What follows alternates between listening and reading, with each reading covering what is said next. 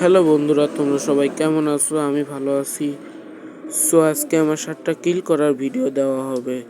তাহলে তোমরা সবাই ভিডিওটা দেখে নাও please.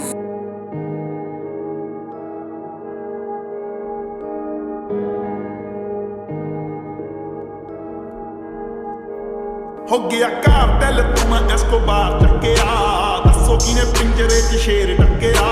Big step Rane चकने step नी तेरे शहर विच खाली करनी क्लिप नी एक जीप खड़ी मेरी थाने दे विच बदले दे मैं दो लेना नी मैं डाकू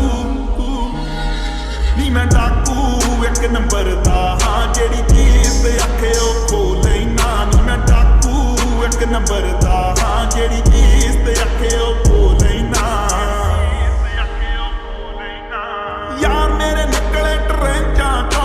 गेम ना तू देखी बैक बेंचा तो तेनू फिक्र या सोल्ड आउट शो दे नी मैनू जेल च बैठे बरो दे नी हट तेरी हीरो मनदी है नी का तू क्रिमिनल कह के भटदी है नी हट तेरी मैनू हीरो मनदी है नी का तू क्रिमिनल कह के भटदी है ऑपरेशन इन्नी तकड़ी के पहली तकड़ी दे विच मोले